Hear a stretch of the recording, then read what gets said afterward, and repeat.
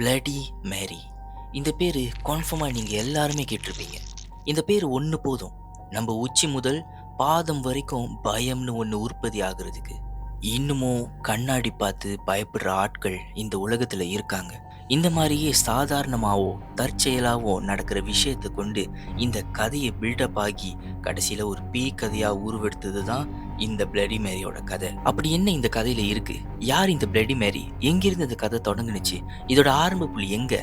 எதனால இந்த கதை மனித இனத்துக்கு இத்தனை காலமா பயங்குடுத்தி வந்திருக்கு? இது எல்லாமே இந்த வீடியோல நம்ம பார்க்க போறோம். வாங்க வீடியோக்குள்ள போலாம்.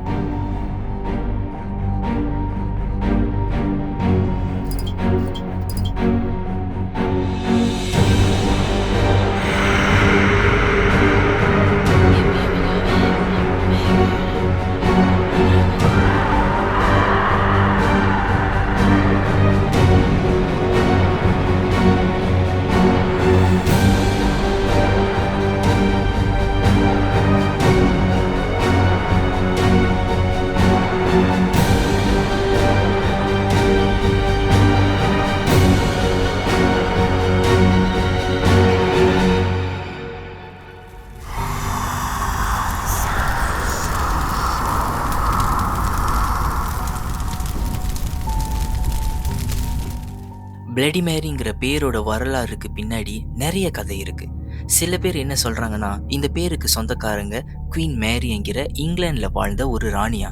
இவங்கள தான் நம்ம முன்னோர்கள் காலத்துல பிளடி மேரின்னு கூப்பிடுவாங்களாம். இவங்க ஆட்சி பண்ண காலத்தை வன்முறை காலம்னு சொல்லுவாங்க. ஏன் நான் வன்முறை காலம்னு சொல்றேன்னா, ஏன்னா நிறைய பேர் இவங்கனால இறந்துருக்காங்க.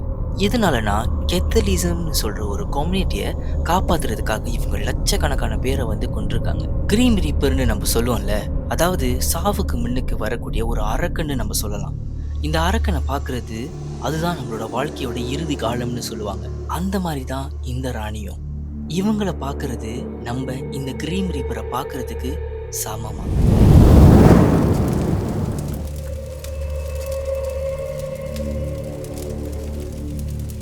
ஆனா ராணி மேரியோட கதையும் நம்ம பேசிக்கிட்டு இருக்கிற இந்த பிளடி மேரியோட கதையும் ஒத்து போகவே இல்லைல்ல. நான் ஏன் இதை சொல்றேன்னா, கண்ணாடியிலிருந்து தான் பிளடி மேரி வரும்னு சொல்றாங்க. அப்போ கண்ணாடிக்கும் பிளடி மேரிக்கும் என்ன சம்பந்தம்? இதை தெரிஞ்சுக்கணும்னா கண்ணாடி சடங்குன்னு சொல்லக்கூடிய ஒரு ரீச்சுவலை பத்தி நம்ம தெரிஞ்சுக்கணும். வாங்க கதையோட ஆழத்துக்கு போவோம்.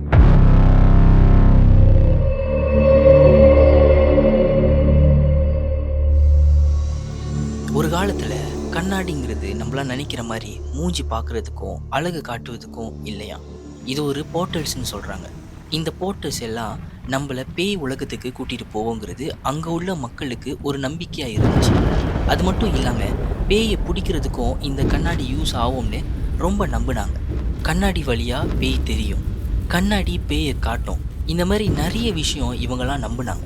இந்த மாதிரி நம்பிக்கையே பல வகையான ரீச்சுவல்ஸ்னு சொல்கிற பேய் சடங்கு இது எல்லாமே ஒன்று சேர்ந்து நிறைய ஆத்மாக்களுக்கு உயிர் கொடுத்துருக்கு. அதில் ஒரு ஆத்மா தான் நம்ம இப்போ பேசிக்கிட்டு இருக்கிற பிளடி மேரி.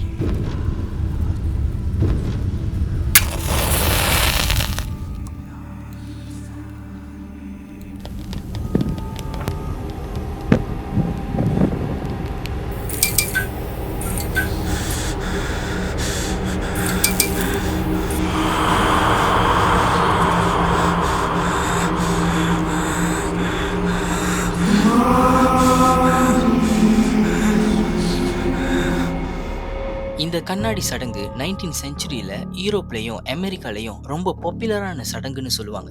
ஒரு இளவயது பொண்ணு இந்த ரிச்சுவலை செய்வாங்களாம். அதுவும் எப்படின்னா, ஒரு கேண்டில் வெளிச்சத்தோட ஒரு கண்ணாடி முன்னுக்கு நிற்பாங்க. இப்படி இவங்க நிற்கிறப்போ அவங்களோட ஃபியூச்சர் பார்ட்னரோட அடையாளம் இல்லாட்டி தோற்றம் ஏதாவது ஒன்று லைட்டாக கிளிம்ஸ் மாதிரி தெரியும் அப்படிங்கிறது இவங்க நம்பினாங்க. அந்த உருவம் வரப்போ லைட்லாம் ஒரு மாதிரி விட்டு விட்டு எரியும் வேற சொல்லியிருக்காங்க. இது எல்லாமே ஒரு மேஜிக்கா, இல்ல உண்மையாலுமே ஒரு உருவமா, இல்லாட்டி நம்மளோட ஹாலுசினேஷனா? அப்படி இது எதுவுமே இல்லைன்னா என்னதான் உருவம் அது? அப்போ இந்த பிளடி மேரியோட கதையெல்லாம் இன்னொரு சில பேர் என்ன சொல்லியிருக்காங்கன்னா, பிளடி மேரியோட உண்மையான பேரு மேரி ஓத்தா. இவங்க தன்னந்தனியா வாழ்ந்த ஒரு விச், அதாவது சூனியக்காரின்னு சொல்லுவாங்க. சில பேர் இவங்கள ஒரு ஹீலர்னு சொல்லியிருக்காங்க. ஹீலர்னா எந்த வியாதி எந்த மாதிரி பிரச்சனை வந்தாலும் இவங்களோட மேஜிக் மூலம் அதை அப்படியே சரி பண்ணிடுவாங்களாம். இன்னொரு சில பேர் என்ன சொல்லியிருக்காங்கன்னா, இந்த சூனியக்காரி இவளோட மேஜிக் மூலம் எத்தனையோ பேரை துன்பப்படுத்தியிருக்காளாம். இந்த மாதிரிலாம் மேரி செஞ்சதால இவ மேல அங்க உள்ள கிராமவாசிகளுக்கு ஆத்திரம் வந்திருக்கு. அதனால இவளை எப்படியாவது தண்டிச்சே ஆகணும்னு சொல்லி பிளான் பண்ணாங்க. பிளான் பண்ண மாதிரியே கடைசியில இந்த மேரி ஒத்த பிடிச்சி ரொம்ப டார்ச்சர் பண்ணி கொடூரத்தோட உச்சத்துக்கு இவங்க எல்லாரும் தண்டனை கொடுத்தாங்க. இவங்க எல்லாரும் அவளை ஒரு சாதாரண ஒரு மனுஷியா இடம் போட்டாங்க. ஆனா மேரி சாகுற முன்னுக்கு இங்க இருந்த எல்லா கிராமவாசிகளையும் நான் சாக மாட்டேன், நான் மறுபடியும் திரும்ப வருவேன் வருவேன் அப்படின்னு சொல்லிட்டு தான் செத்துருக்காங்களாம்.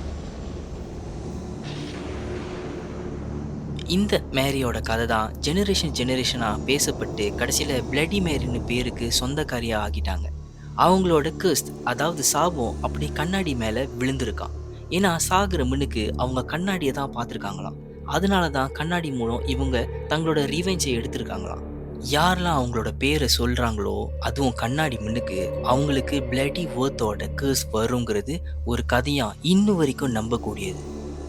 இப்போ நம்ம காலத்துல பிளடி மேரிய கூப்பிடுறதுக்கு ரூல்ஸ்லாம் இருக்கிறதா சொல்றாங்க. அதாவது எப்படின்னா, கண்ணாடி முன்னுக்கு நிக்கணும், அதுவும் இருட்டா இருக்கிற ரூம்ல தான் நிக்கணும். அதுக்கப்புறம் கேண்டிலோட வெளிச்சம் கையில நம்ம சுமக்கணும். அந்த கண்ணாடியை சுத்தி இந்த கேண்டிலோட வெளிச்சம் மட்டும்தான் இருக்கணும். அதுக்கப்புறம் நேருக்கு நேரா நம்ம இந்த கண்ணாடியை பார்த்துட்டு அவங்களோட பேரை 3 வாட்டி நம்ம சொல்லணும். சில பேர் இவங்க பேரை சொல்ற முன்னுக்கு ஒரு வாட்டி ரொட்டேட் பண்ணிட்டு தான் பேரை சொல்லணும்னு சொல்லியிருக்காங்க. சில பேர் கண்ணாடியை சுத்தி தான் பார்க்கணும்னு சொல்லியிருக்காங்க.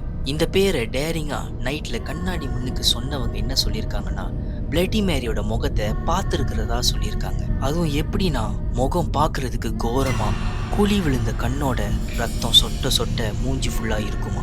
ஆனா இது எதனால வருது? நமக்கு ஏதாவது வார்னிங் மாதிரி இந்த மேரி சொல்ல வராங்களா?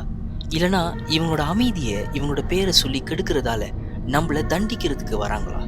சயின்டிஸ்ட் எல்லாரும் இது என்னதான் ரிசர்ச் பண்ணி பார்த்தாங்க. கடைசியில் இதுக்கு ஒரு எக்ஸ்பிளனேஷனோட வந்தாங்க. ட்ராக்சல் இஃபெக்ட் அப்படின்னு ஒன்று சொல்லுவாங்க. அதாவது ஒரு கண்ணாடியை லோ லைட்டில் நம்ம பார்த்தா நம்மளோட மூளையில் கேப்சர் ஆகிற விஷன்ஸ் எல்லாம் ஒரு மாதிரி பேய் இல்யூஷன்ஸை கொண்டு வரும்னு சொல்கிறாங்க. சில பேர் என்ன சொல்கிறாங்கன்னா, நம்மளோட பயமே நம்மளோட மைண்ட் செட்டில் நம்ம நினைக்கிற பேயை ஒரு ஹாலுசினேஷனாக கொண்டு வரும்னு சொல்கிறாங்க. ஆனால் சயின்ஸு எல்லாமே எக்ஸ்பிளைன் பண்ணியிருக்கா, இல்லை இது மனித சக்திக்கு மிஞ்சின ஒரு சக்தியா? இந்த பிளடி மேரியோட கதை கலாச்சார நிகழ்வாக உருவாக்கியிருக்கு. ஹாரர் படத்திலிருந்து கட்டுக்கதையாக உருவாக்கி இன்னும் வரைக்கும் மனித இனத்தையே பயம்னு ஒன்று உற்பத்தி ஆகிற ஒரு கதை தான் பிளடி மேரி. இப்போ உங்களுக்கு ஒரு கேள்வி, நீங்கள் எல்லாரும் டேரிங்காக இவங்க பேரை கூப்பிடுவீங்களா? 3 வாட்டி கண்ணாடி முன்னுக்கு இருந்து பிளடி மேரி பேரை சொல்ல தைரியம் இருக்கா? இவங்க ஃபேஸ் பண்ண உங்களுக்கு தைரியம் இருக்கா? கூப்பிடுற முன்னுக்கு பின்னாடி திரும்பி பாருங்க, அது இருக்கும். பிளடி